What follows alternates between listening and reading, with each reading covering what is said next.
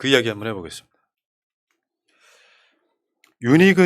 경찰청장 윤희근이 참사 1시간 59분 지나서야 첫 보고받았다. 이 이야기. 이게 이제 어떤 의도가 되었건 간에 이 시간을 조작하는 건 힘들 거예요. 대통령실이 의도적으로 냈죠. 윤희근이 첫 보고받은 건 1시간 59분 지나서야 첫 보고받았다. 저는 여기서 가장 무능한 건 윤희근이고요. 사악한 건 대통령이라고 생각합니다. 그 사이에 이상민이 끼어 있긴 한데 참사 신고 후에 1시간 59분 지나서야 이거 기관별로 상황 보고 시간을 한번 볼게요. 기관별로. 사고가 발생한 게 10시 15분. 대통령실 국정상황실이 소방청 통해 사고를 파악한 게 10시 53분. 국정상황실장이 윤석열한테 보고한 게 11시 1분. 그 다음에 주무부처 장관이 이상민이 11시 20분에 사고 사실을 인지하고요.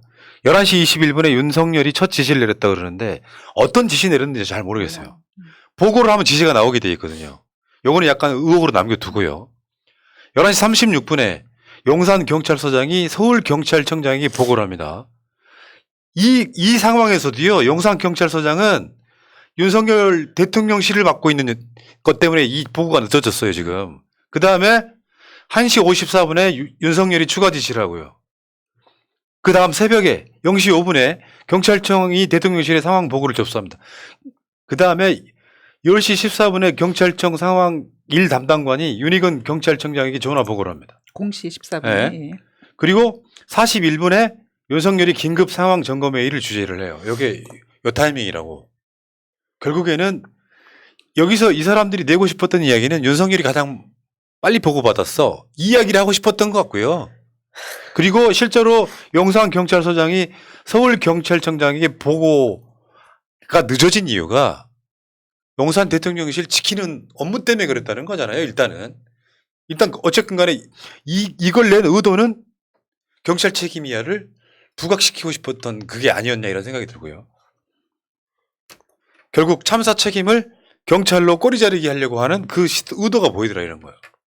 왜냐하면 여기에는 이 참사의 책임자들이 여럿 있어요. 근데 윤희근 위에 있는 행안부 장관이나 대통령은 자기들 면피하기 위해서 상당 부분을 이런 방식으로 아니 경찰청은 윤석열 소관 아니에요? 딱 그런 느낌 아니에요. 경찰 니들이 잘못했어. 이거 이렇게 해보니까 검경 수사권 조정 문제도 걸려있는 것 같고 내 책임만 피하면 돼. 이상민만 지키면 돼. 윤희근한테 몰아가는 과정인 거잖아요. 그런 의도가 보이더라고. 사실 윤석열이나 이상민 입장에서는 윤희근이 어떤 사람입니까? 이상민이 행안부 장관 되기 전에 검찰국 만드는 거에 대해서 할 수 있다라고 하니까 만만해 보였죠. 그러니까 이런 상황 속에서 그래 그럼 윤희근 하나 내쳐버리고 이 사건 그냥 종결시켜버리는 이런 작전으로 가는 것도 그들 입장에서는 굉장히 괜찮은 플랜이었다고 생각합니다. 근데 이런 거를 이제 언론들이 기관별 보고 시각이라고 또 도표를 아주 자세하게 만들어서 내보냅니다. 기관별 보고 시각이라고. 결국 이야기 핵심은 저 그래프를 보시면은 경찰청장이 제일 늦게 알았어. 그러면 국민들 입장에서는 가장 중요한 사람이 제일 늦게 한 거잖아요. 이 이야기를 하고 싶었던 것 같아요. 일단은 사실 여부를 떠나가지고. 그래서 경찰의 책임으로 몰아가려고 하는 의도가 보이더라.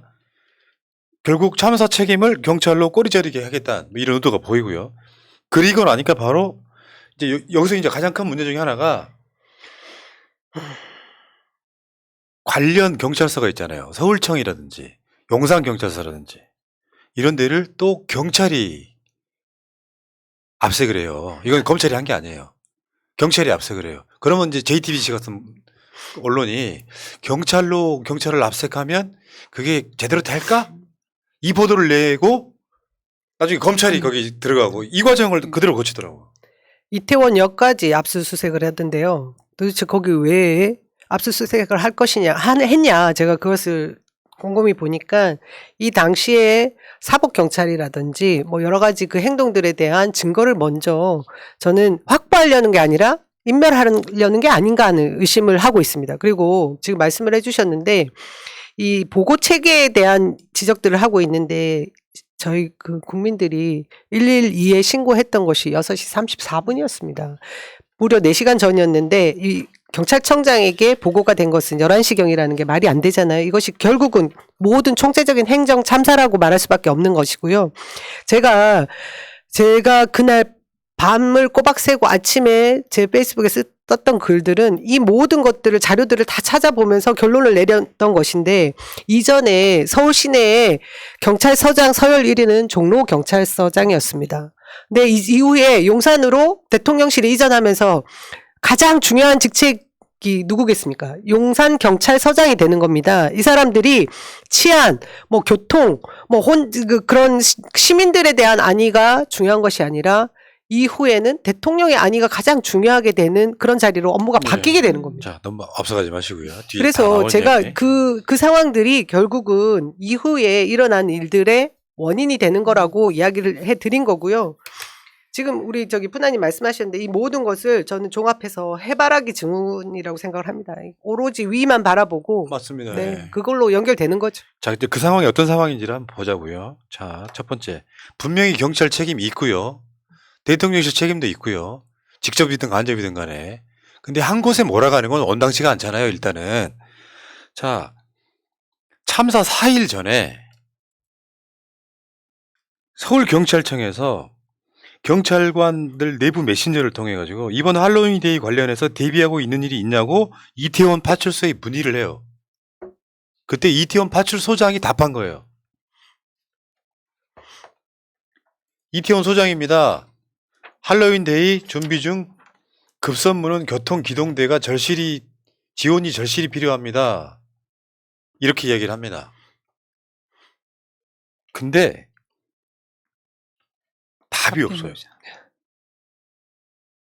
그러면서 했던 말이 할로윈데이 준비 중 교통기동대 지원이 절실히 필요하다. 전문 교통관리 인력이 보강되면 할로윈데이 군중관리에 많은 도움이 될 것이라고 호소를 합니다. 물어는 봐놓고 답변을 안 해요. 그냥 쌩깐 거지. 그러니까 여기서 이태원 파출소 소장은 굉장히 자기 역할을 한 거예요, 일단은. 이걸 쌩간 건 위에서 쌩간 거지. 정말 신기한 게 자기네들이 뭐 필요한 게 있냐라고 분명히 문의를 했고, 그래서 이태원 파출소에서는 그것도 이 교통기동대가 절실히 필요하다라고까지 얘기를 했는데 왜 이거를 정말 우리가 흔히 얘기하면 왜 이 답변을 씹었는지 모르겠습니다. 진짜. 의도된 네. 사건들, 뭐 그림 기획한 무언가 사건들이 다른 있는 거를 거죠. 기획하고 있었기 때문에 이쪽에 지원을 해줄 수가 없는 상황이다 보니까 답변을 안 한 게 아니냐. 그 답이 여기 뒤에 나옵니다. 간단히 말해서 작년과 올해가 달랐던 이유가 그거예요. 그래서 결국에는 투입된 교통기동대가요. 여기다 뭐 일개 제대 그러면은 제대가 얼마인지 나도 잘 모르겠더라고. 우리 부대에도 제대라는 게 있었거든요. 특수부대라서. 그 제대가 12명의 중대가 4개 모인 거예요. 지금 경찰 교통기동대는 한 개 제대가 20명이더만. 이 사람들은 뭐 하는 사람들이냐면 교통정리하는 사람들이에요. 실제로는 여기에 투입된 게 교통정리하는 20명이 투입된 겁니다. 실제로 기동대 한 제대는 한 80명 정도 되는데 이날 지원 인력이라고 쪼갠 것이 20명 정도라고 제가 파악을 했습니다. 저 그리고 왜 이 20명 남짓이라고 했잖아요. 그러니까 20명 미만인 것 같아요. 정확하게. 그리고 하나 더.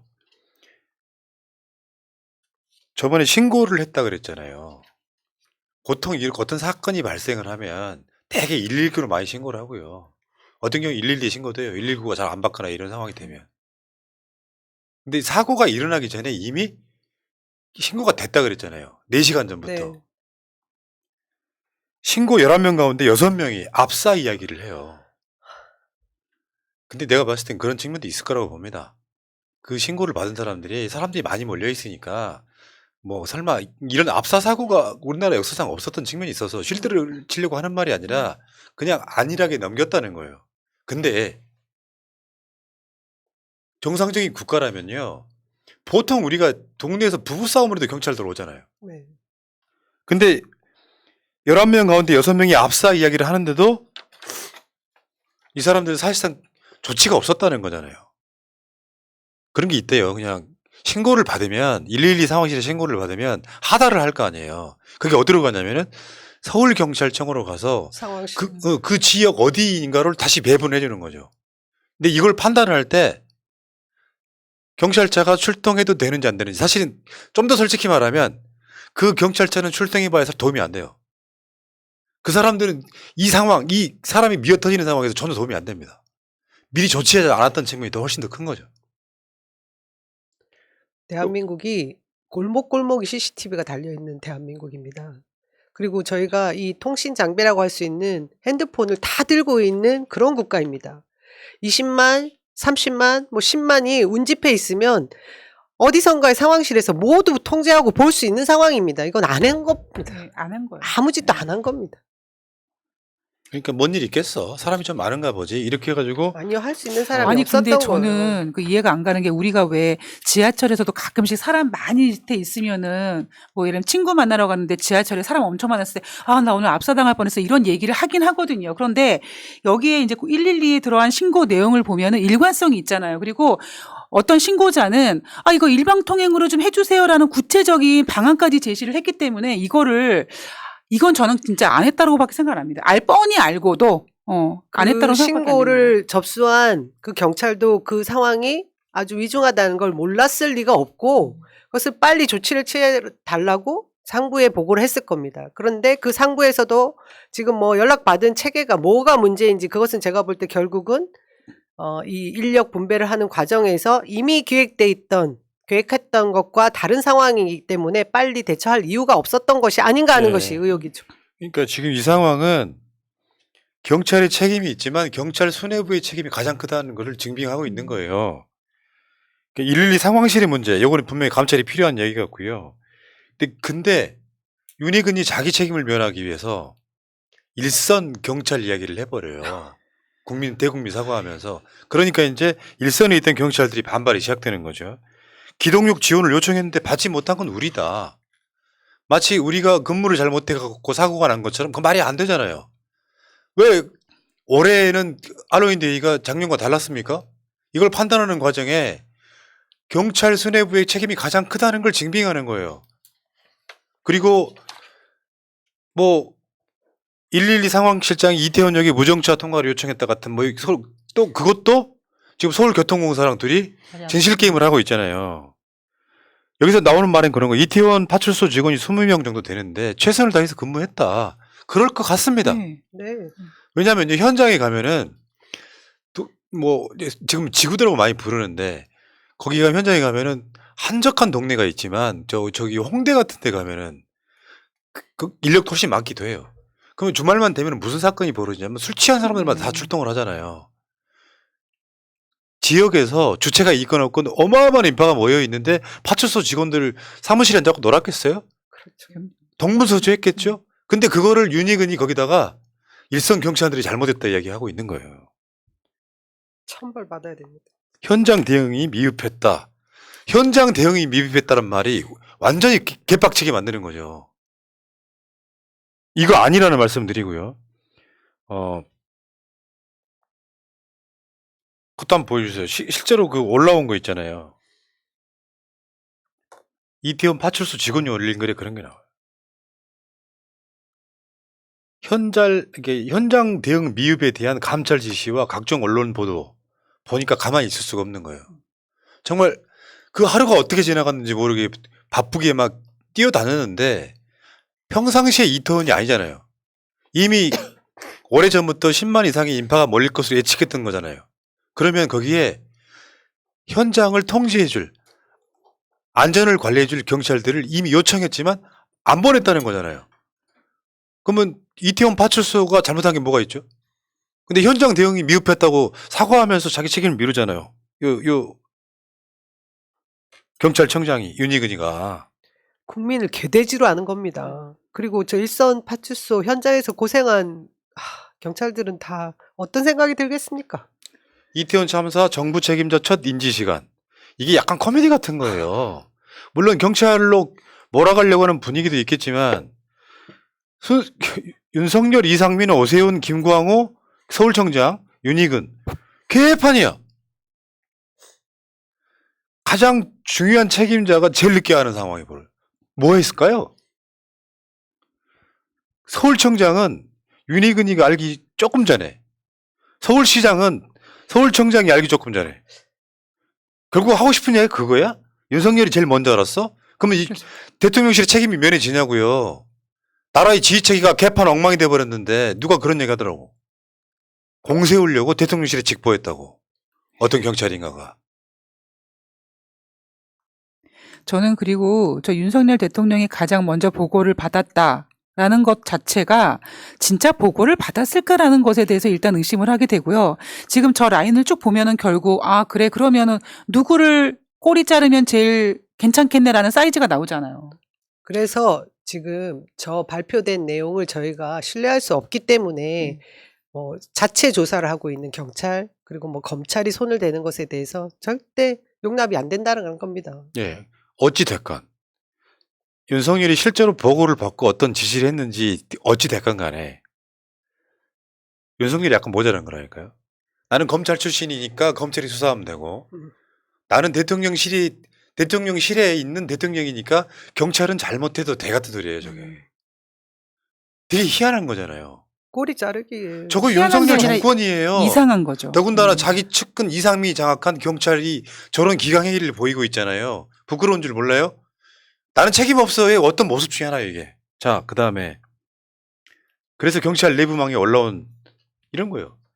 이태원 파출소 특별 감찰 받는 건 부당하다. 말단의 책임 전가하는 모습 부끄럽다. 저 내부망에 오죽했으면 저런 글들이 올라왔겠습니까? 저는 지금 긴장해야 될 곳은 행안위와 대통령이라고 생각하는데요. 이제 경찰들이 일선에서 여러 가지 사안들에 대해서 알고 있는 게 굉장히 많을 텐데 자극했습니다. 예. 그래서 지금 경찰은 저번에도 그래 경찰 장악 때 경찰국 신설 때문에 경찰은 절대 장악 못할 것이다 했는데 이 사건이 좀 이렇게 이제 이상하게 번지고 있어요. 결국 용산에 있어서의 가장 중요한 책임자 제가 말씀드렸듯이 용산구청장, 서울시장 외에 경찰이라고 퉁쳐서 말했는데 가장 큰 책임은 제가 봤을 때는 용산 경찰서장이 아니라 윤희근이라고 생각해요. 일선 경찰에 욕할 게 없다고 생각을 하고요. 수뇌부 책임이 가장 크다고 일단 보고요. 그 다음으로 내려가면 저는 용산구청장, 서울시장 이 순서로 간다고 봐요. 근데 결정적인 이야기예요 지금. 남영이 말이 옳았다는 것 중에 용산서장은 112 신고가 집중될 때 대통령실 앞에 있었어요. 지금 대통령실 지키겠다고 거기 앉아서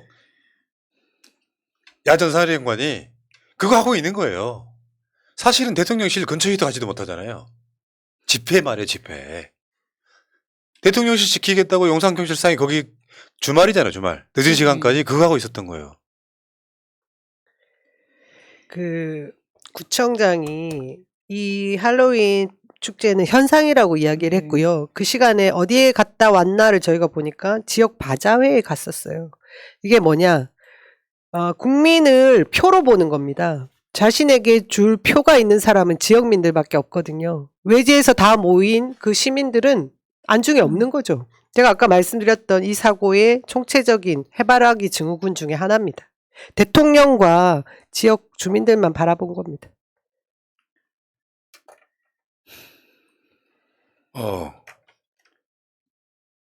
112 신고가 집중될 때 용산소장이 대통령실 앞에서 대통령실 지켰다. 이것만으로 저는 끝이라고 봐요. 용산 대통령실 이전으로 경력이 많이 포진돼서 이 인력은 뺄 수가 없다. 계속 요청이 와도 이 인력은 뺄 수가 없는 거예요. 아니 그렇기 때문에 이상민이 처음으로 나와서 시위와 서열하고 표현했거든요. 그 책임전가 용도의 그 단어가 아니었나 싶어요. 서효 사태가 어디 있었습니까? 서효 정도 되면요 막 불 지르고 난리 나고 막 방화 일어나고 경찰이 두들겨 맞고 하는 정도가 서효잖아요. 그러니까 이상민 입장에서는 우리 촛불 집회를 자기들 눈에는 소요처럼 보였던 거죠. 해서는 안 되는 단체 행동이었다고 생각을 하니까 소요라고 표현했다고 생각합니다. 오로지 대통령의 안위만 걱정하는 집단인 거죠. 실제 이거 말고도 대통령실을 지키려고 그 인력이 투입됐다. 그래서 그 인력은 절대 뺄 수 없다 그랬죠, 지금. 대통령 시정으로 경찰 병력이 많이 포진돼서 이 인력은 뺄 수 없다 그랬잖아요. 근데 그것 말고도 또 있다는 거야. 이태원 거주자의 SNS를 한번 보도록 할게요. 읽어주세요. 이태원에 삽니다. 매년 그 자리에서 행사에도 별일 없었어요. 큰 도로를 통제해 차가 안 다녀 큰 도로에 서 있는데 올해는 도로 통제를 안 해 차가 다니니 골목으로 몰려가 이런 사고가 난 거예요. 그 도로가 대통령실과 관저를 오가는 길이라 차를 통제하면 대통령실이 불편하다나요? 두 가지가 같이 겹쳐 있잖아요, 지금. 대통령실 이전이 이 사건의 직접적인 촉발점이었던 거예요. 핵이죠, 핵 완전. 저 글을 보면서 그 많은 분들이 한남동 관저 이야기를 하는데 저분이 말씀하시는 건 아크로비스타인 것 같고요. 퇴근길에 반포대교나 이 한남동 주변에 그 우회로를 이용해서 갈 경우에 저 도로를 지나갈 수밖에 없다고 합니다. 그래서 저 말이 잘못된 것이라고 얘기하는 분들이 더러 계시던데 실제 상황을 본인이 느낀 거를 쓰신 글인 것 같더라고요. 근데 지금 경찰청은 용산경찰서장을 경질해 버렸어요. 대기 발령 요거는 사실상 거의 뭐 사퇴? 해임? 요런 정도까지 가는 상황이거든요. 내가 봤을 때 용산경찰서장은 잘못이 없어 보입니다. 윤희근하고 윤석열의 잘못이 가장 커요. 이상민도 마찬가지고. 결국 경찰로 꼬리 자르기 하는 모습 중에 이게 나온 거죠, 지금. 이 공무원 체계는요, 그 행정이라는 것이 상부의 지시대로 정말 상명하복하는 조직입니다. 그래서 지휘 체계에서 그림을 그리고 기획을 한 다음에 하나하나 컨트롤을 해야 되는 거고, 그런 이후에 그 지시를 따를 수밖에 없는 구조에 있거든요. 그러니 어떻게 밑에 있는 말단들이 이 상황을 통제를 할 수 있고 컨트롤 할 수 있습니까? 못하는 네. 겁니다. 근데 더 골 때리는 게요. 현장 출동 가용 경찰력이 부족한 상황도 아니었답니다. 그렇잖아요, 사실. 경찰이 몇만인데. 그렇죠. 근데 이태원에 있었던 할로윈 축제는 아무 그 관심이 없었고요. 주말에 집회가 있으니까 대통령실 지켜야 되라고 그 짓만 하고 있었던 거예요. 관심도 없었고요. 뭐 112 상황실에서 파출소장한테 인력 필요 없습니까? 라고 물어보는 답을 안 해. 도움이 필요하다, 요청이 필요하다고 답까지 답을 했는데 답을 안 해. 뭐 지휘체가 이딴 식이에요? 그 부분에 있어서 제가 좀 전에 말씀드린 것처럼 애초에 큰 그림을 따로 그렸기 때문에 하지 못한 것이 있다고 생각합니다. 그러니까 그 큰 그림 중에는 한 두세 개 정도 그림이 나오기는 하는데 첫 번째는 제가 봤을 때는 이상민이가 촛불 집회를 소요라고 했잖아요. 그러니까 그들은 소요 자기들 눈엔 소요라고 그러니까 보이는 거고, 그리고 그럴 수밖에 없는 게 그만큼 윤석열이가 지금 탄핵에 약간 그 겁을 먹고 있기 때문에 그 촛불 집회에 굉장히 신경을 많이 쓰고 있고, 그러다 보니까 이태원의 그 할로윈 축제 같은 거는 보이지 않았다는 것이 저는 가장 첫 번째 문제라고 생각합니다. 저는 다른 문제를 더 큰 그림이 있죠. 아니 뭐냐면 얼마 전에 왜 마약 단속, 네. 집중 단속하겠다고 했던 게 법무부의 방침이었고 대통령도 그걸 거들었어요.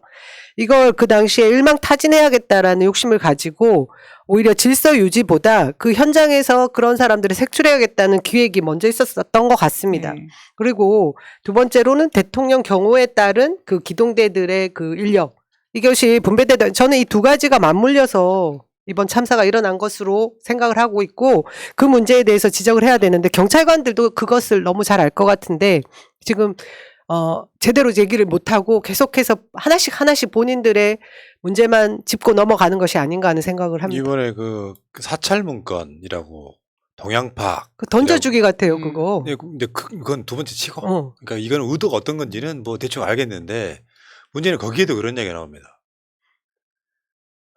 촛불행동 등의 집회가 있어서 이태원 참사가 일어난 것이다라고 프레임을 만들려고 했어요.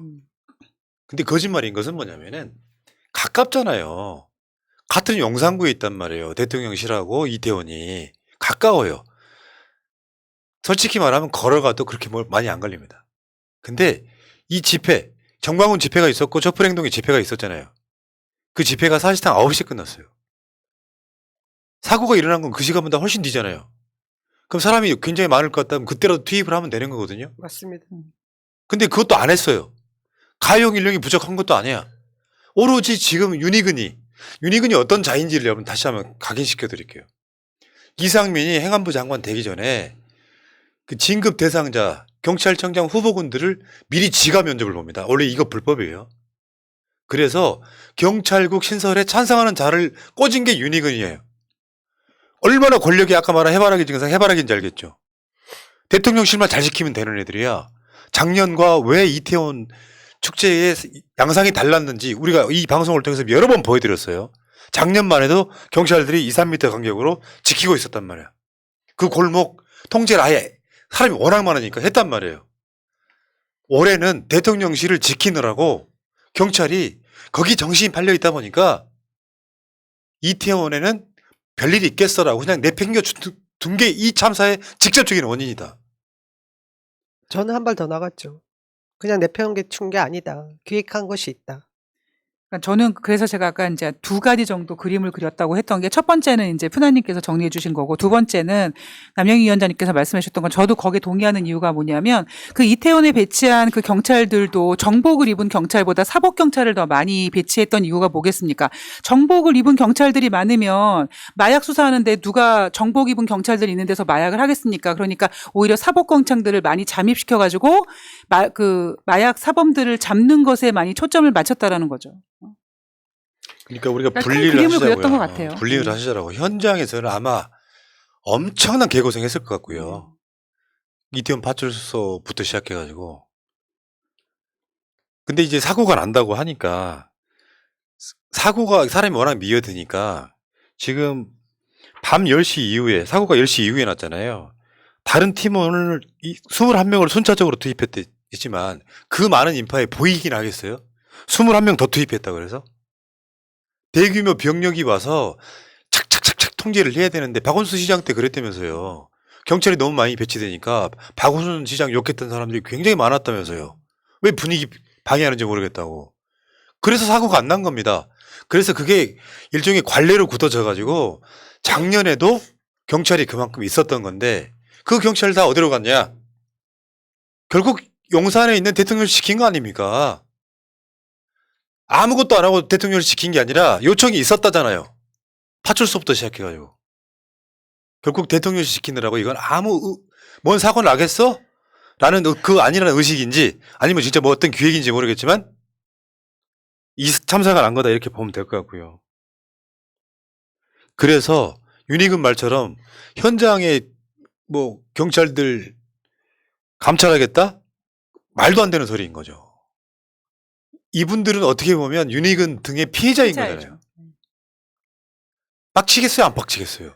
그렇게까지 사고 난다고 요청도 하고 별걸 다 했고 현장에서 그 10만 인파가 몰려 있는데 막 20 몇 명으로 막 용을 쓰고 있는 입장 한번 생각해 보시라고. 그분들도 지금 피해자입니다. 현장에 있었던 우리 일선 경찰들, 저는 나중에 치료도 받아야 될 거라고 생각할 정도로 피해자인데 그분들을 지금 마치 가해자인 양 몰아가는 거 정말 괴물들입니다. 얼마나 마음이 아프시겠냐고요. 알고 보면 정말 땀 뻘뻘 흘리면서 몇 시간 동안 거의 죽을 맛이었을 텐데 그거를 현장 감찰하겠다. 그리고 윤희근은 그 시간에 뭐 했을까요 진짜로. 이렇게 무능한 자가 있습니까? 경찰 총수라는 자가 물론 대통령실의 발표를 다 믿는 건 아니지만 가장 늦게 알아서 이미 우리도 있잖아요. 내가 그날이 이사한 날이잖아요. 사무실 이사한 날인데 이삿짐 정리가 다 되지 않았는데요. 직원들 한 7시 정도 되니까 퇴근을 시켰어요. 뭐 오후 내내 이삿짐 나르고 뭐 정리하고 했잖아요. 그리고 나서 짐 정리가 다 안 된 상태에서 유튜브 말고 팟캐스트를 올려야 되잖아요. 새로운 사무실이 정리도 안 됐는데. 그래서 컴퓨터를 켜고 들어갔는데 이 사단이 나왔다고 지금 난리가 난 상황이 되더라고요. 나도 거의 실시간으로 알았어요. 뉴스도 봐야 되고 하니까. 근데 경찰청장은 0시가 넘어서 하는 상태잖아요. 근데 그런 자가 모두 제 책임입니다 하는 게 아니라 가장 고생한 일선 경찰들한테 니들 감찰할 거야 하는 게 말이 되냐고요. 필연적으로 이상민하고 윤희근은 필연적으로 잘라야 돼요. 둘 다 어마어마한 책임을 갖고 있는 자들입니다. 대통령을 당장 끌어내릴 수 없으니 일단 두 사람부터 자르는 걸 시작합시다. 그리고 이따가 2부에 얘기 나오겠지만 용산구청장 사퇴시켜야 됩니다. 밝히요. 처벌해야죠. 네. 사퇴가 아닙니다. 형사 처벌해야 됩니다. 사퇴시킨 후에. 네. 알겠습니다. 자, 우리가 이렇게 분노하는 이유가 있어요, 여러분. 국가가 어쩌다 이렇게 됐습니까? 국가가 어쩌다 이렇게 됐어요. 사람 하나 바뀌었다고 이렇게 됩니까? 다시 한번 말씀드려요.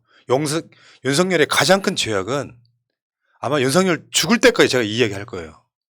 대통령이란 자가 안전을 중시하는 사고는 버려라 같은 소리는 절대 하면 안 되는 거죠. 그 이후에 공무원들은요, 안전보다 중요한 게 성과 내는 것이 가장 중요한 게 돼버렸다는 이야기예요. 용산은 주최자가 없는 축제야. 사실 먹을 게 없는 거죠. 어떤 문화 같은 걸로 굳어져서 현상이라고 용산구청에 얘기했잖아요. 그 바로 옆에 있는 대통령실을 지키는 게 가장 중요한 그런 나라가 돼버린 거예요. 다시 한번 돌아가 볼까요? 청와대에서, 멀쩡한 청와대에서 기어 나오지 않았다면 이태원 참사가 일어났겠습니까? 나는 불가능하다고 봐요. 윤석열이 6월 22일 날 안전을 중시하는 사고는 버려라가 아니라 어떤 경우에도 공무원들은 안전을 중시하라는 말을 했다면 이 사고가 났겠습니까? 그래 놓고 결국 책임은 일선 말단 경찰들한테 돌리는 게 정상적인 그런 국가입니까? 진짜 나쁜 놈들이에요. 내가 봤을 때는. 남영이 말이 옳았잖아요. 그 남영이 말이 옳았는데 지금 언론이라고 하는 것들은 남영희 위원장이 나가는 방송 족족이 잘라버리고 있잖아요, 지금. 부끄러운 줄을 몰라. 그게 이 방송이 남영희 헌정 방송이에요, 제가 봤을 때. 뭐 대단한 위치에 있는 사람도 아니고 타겟 잡아가지고 시범 케이스로 엄청 때리면 대통령실에 책임이 면해집니까? 그거죠. 입 벌리지 마라. 가만히 있어라. 남녀희처럼 된다. 잘하셨고요. 남영희처럼 된다는 건 영웅된다는 뜻이에요. 그들이 보기엔 한 사람 바보 만드는 건지 모르겠지만 진짜 분노스럽네요. 시간이 가면 갈수록 어처구니가 없고 분노스럽네요. 이게 나랍니까? 대통령 하나 잘못 뽑아서 대통령 하나가 말도 안 되는 청와대를 나옴으로써 생기는 그 나비 효과가 그대로 지금 보여주고 있잖아요. 생각지도 못했네, 진짜. 이런 사고가 날 줄. 이런 참사가 날 줄 생각도 못했네, 정말로. 아니 애들을 죽이지 않아도 됐다라는 생각이 자꾸 네. 드니까 하루하루가 더 힘든 것 같아요. 저는 뭐 제가 난도질 당하는 건 중요한 게 하나도 아닙니다. 근데 어떻게 하다 대한민국이 이런 나라가 됐는지 전 세계가 지금 보고 있습니다. 진짜 처참한 나라가 돼버렸구나.